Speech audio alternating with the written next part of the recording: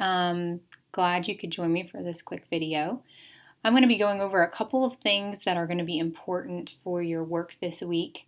In particular, we're going to talk about comparing and contrasting. And this is going to be a kind of a continuation of our discussion from Monday when we looked at two different articles. We're also going to talk about third-person point of view, kind of a review of what we mentioned a few days ago. And then I'd like to show you two examples of cover pages so that you can kind of begin to practice putting together a cover page, which will begin to be a requirement for you as we go along in this course, and then certainly into Comp 2 and in a lot of other college classes that you take for any essay that you submit. So I'm going to give you two samples that you can kind of use to look at and reference as you're making your own cover page, depending on the format you're using for your major. So let's talk a little bit about comparing and contrasting. On Monday, we talked about two different articles that tell a similar story, but in a very different way. We talked about the persuasive nature of speech, how language shapes the way we perceive things. And one thing that I would like for us to take away from that are what are some similarities between some of these articles and what are some differences between them. And so that's kind of really the heart of what we're getting at when we're talking about comparing and contrasting. A compare-contrast essay is an essay that takes two things and considers how they're different, so that's the contrasting part, and then how they're similar, and that's the comparing part. So it can be a powerful way to organize and understand knowledge.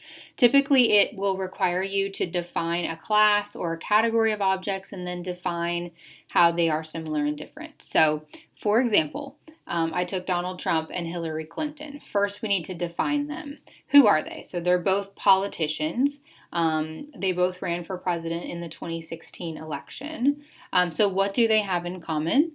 Obviously, the fact that they are politicians is something that they have in common.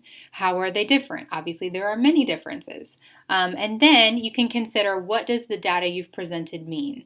Do they have more differences than things in common? Do they have more things in common than differences? So even though we're doing a compare-contrast, this is not necessarily going to be formulated like a thesis statement, a persuasive thesis statement, like we may have talked about for a literary analysis or another type of paper. A compare and contrast thesis statement may not be as much of an argument or strong statement with supporting points. It's still going to follow that format somewhat, but maybe your point will be here that they do have more differences than commonalities and why that's important. Or it might be interesting to say, hey, they actually have more in common than they do differences, which is, in contrast to what a lot of people would think about these two people. So you might just kind of think about, again, what are the differences in the comparisons, but you're going to take away, what does that mean to me? Think about what's at stake. Remember, we talked about what's at stake. How is this important to your reader? We always want to come back to that so that people understand why it's important to read what you're reading. Okay. Third person point of view. We did talk about this already. This is the point of view that I would like for you to write in for your compare-contrast essay. So third person point of view is going to be more of an objective perspective. You're going to be using personal pronouns that are not I, me, my, were, we. You're going to be using pronouns like he, she, it, they, them, maybe humanity, people, humankind, those kinds of things when we're talking about people in general. So nowhere in your papers should I see I think, I believe, like I believe these two articles have in common this, this, or that.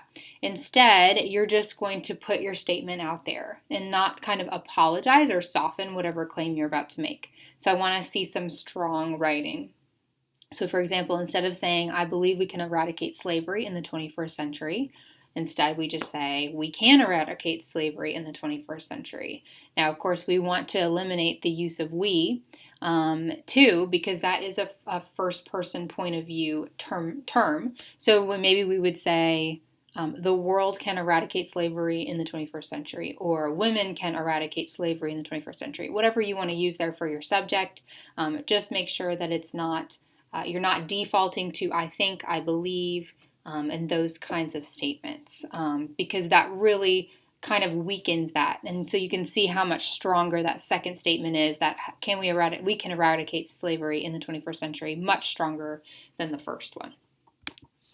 Okay, how to structure a compare and contrast essay. You actually have two different options. The first one is what we call chunking, and that is to list everything about one thing and then everything about another thing. So whether it's Donald Trump and Hillary Clinton, or maybe it's this left-leaning article and everything about this right-leaning article, or whatever the case may be, you're listing everything about one category, everything about the other, and then you're going to point out anything that you wish to highlight. The second way to do it is to sequence it, and that would be to batch all of the similarities of both things together and talk about those. Here are all the things that Donald and Hillary have in common. And then you could also sequence the differences. Here are all the differences that Donald and Hillary have. So either way works. I tend to think that sequence is a little bit cleaner of a way to organize, but as the writer, that is up to you. You get to decide how you feel like is best to organize and convey your ideas. So here's your assignment. You're going to write one comparison and contrast essay. The paragraph should be based on two articles covering the same event or topic from a completely different perspective. You can use the articles that were discussed on Monday, some of those examples, or you can search for your own if you'd like to. But what I'm looking for is two different articles that cover the same event or topic, but they need to have differing perspectives about the same thing or the same idea. And I want you to practice the writing skills that you've read about in the last 2 weeks. We've talked a lot about writing actively instead of passively. We've talked about nominalization and avoiding that. We've talked about avoiding there is, there was, there were, upgrading our verbs, and all of that. Your paragraph should include the following. Actually, this is not accurate here. Let me get rid of that. Your paragraph should include the following. It should have a strong and creative topic sentence. It should have precise and active verbs. It should have strong development with examples and commentary. It should use effective concrete details.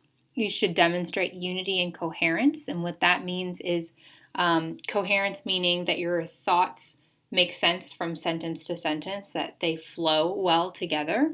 And then I'm looking for a third person point of view. How are they alike? How are they different? And why is it important to the reader? Those are the main things that I want you to cover in your assignment. I believe you'll double check the word count, but I believe it's 400 to 500 words.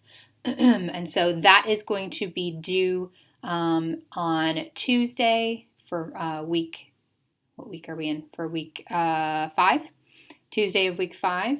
And then don't forget that your paper number 2 is going to be due Saturday. And that is the written version of your summary of John Swale's article on discourse communities. And then the second part of that paper is your essay from last week, which was on 2 discourse communities you feel like you belong to and their criteria. You're putting those together and submitting that as one essay due on Saturday. You can double check the link in the module 5 for the specific assignment details if you want more than that. And then you'll do this comparison and contrast essay. So we will be talking about what is a literary analysis when we come together again on Wednesday, or maybe you're watching this now on Wednesday morning. So we're going to talk about that briefly. So I'm going to hold off on that because I want to make sure we're doing that together so that everybody understands what a literary analysis is and I can answer any questions. So while I have you here, I'd like to just briefly show you the 2 cover pages. So if you are, let me see, this is an APA paper. So if you are writing in the APA format, meaning you are not a ministry major, and if you're a dual enrollment student, I would encourage you to write in this format as well, in APA, then this is what your cover page is going to look like. So I'm going to try to zoom out a little bit because sometimes it's just helpful to see the whole thing. This is what your cover page should look like. You're going to have numbered pages which is up here, and I will show you how to access that and how to insert that in a moment. But you're going to have your title here, and I would say this is about maybe a quarter of the way down the page. So you're basically just going to kind of space your way down here, kind of hit return a few lines, maybe 7 or 8 lines down the page. Everything is centered, you'll notice, which you can do here in your Word document. Make sure your text is centered here. And then probably 3 lines down, you're going to have your student name, the person who is writing this paper, that's you. And then space down here, you'll have the university, the title of the course. So you would put ENGL 1133 Composition 1 here. The instructor name, that would be my name, and then the date that the paper is due. And so that kind of just gives you an idea roughly of what your cover page should look like if you are APA. I'm going to zoom in a little bit here and just show you this section up here. If you double click on this upper area here, you will access what's called the header. And that is how to access this number. So if you notice, if I double click away, I'm back on the main section here. And I can't actually click on this one. I have to access the header. So I double click this section, and then you'll notice you don't just type the number 1, because if you do that, then you'll have to go to each and every page and type in the number one by one. Instead, you will click Insert and see, header and footer. And then you'll click on page number. So I'm going to insert a page number. The alignment is right centered right here. And click OK. And it's already done it for me, but it will just pop in. Do you see how that's highlighted right there? It will just pop up a number 1, and then it will automatically number all the pages of your document. Very handy. So that is the cover page format for APA. Let's take a quick look now at Turabian. So if you are a Turabian student, then this is what your paper will look like. Okay, APA people, you can close your ears. So Turabian, you are not going to number your first page here. You'll notice that you're going to do your title maybe about a third of the way down the page. So further down the page, you got your title in bold. If you have a subtitle, you'll put that on the second line. Some papers don't, so don't worry about that if you don't. And then I would say about 2/3 of the way down the page, you're going to put your first and last name, the class and the title of the class, and the month, day, and year. You don't need to put the university like APA does. So I will show you what kind of the finished product looked like. So again, third of the way down the page, center aligned, and you've got, this is the main title of the paper, and then this person had a subtitle, and so they put that on the second line, and then about 2/3 down the page, the student put their name, the full name of the course, ENGL, ENGL 1133 Composition 1, and then the date that the paper is due. And so that is a quick overview for Turabian of what to expect for your cover page. That's going to be it for now, and I will join you shortly, and we will be talking about the literary analysis.